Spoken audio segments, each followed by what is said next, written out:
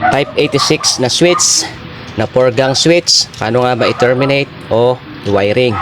So may nag-request po kasi kung paano daw siya i-wiring kasi iba nga naman yung kanyang terminal sa likod, hindi katulad ng mga regular and ordinary na mga switch. Tapatan lang dito by number.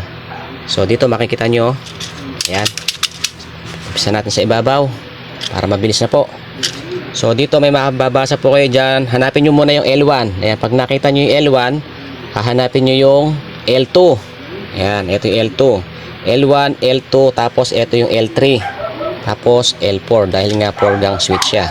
Yun lang naman po ang ija-jumper nyo from L1, L2, L3, L4. So ija-jumper ko na po L1, L2, L3, L4.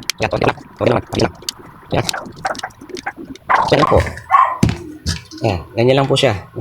Susundan nyo lang yung L1, L2, L3, L4 para i-jumper. L1, L2, L3, L4. Tapos itong mga return, ito makikita nyo dun sa may unang gang, L12, L22, ayan. Tapos L32, saka L42. Dito, ayun o. Ayan o. L12, patagilid natin para mabasa. L12, L22, L32, L42. So tiki-tigisa lang din yan. Luwagan ko. Tapos i-tester natin para makita nyo po.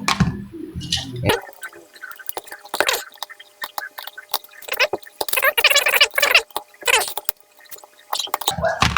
So ayan, ganyan lang po siya. Pwede mo na ibalik nun. So ayan. Ito yung switch 1, switch 2, switch 3, switch 4. Sa return. Ngayon te-tester po natin para malaman kung talagang tama yung pinagagawa ko dito. So sa supply natin Tapos tsaka natin i-on. Ayan. Tagilid. Kita ba? O yan, pag nag-beep. Off.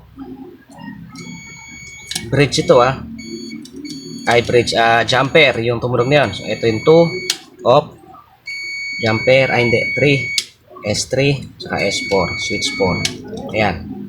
So yung ko switch 4, ayan, switch 3, switch 2, switch 1 na 4-gang switch. So ayan mga ka-DIY tsaka ka-share, sana nakatulong paano i-terminate at i-wiring. So ganun lamang po mga ka-DIY. Thank you for watching and follow for more. Ayan, kapartner niya dapat Type 86 din na utility box.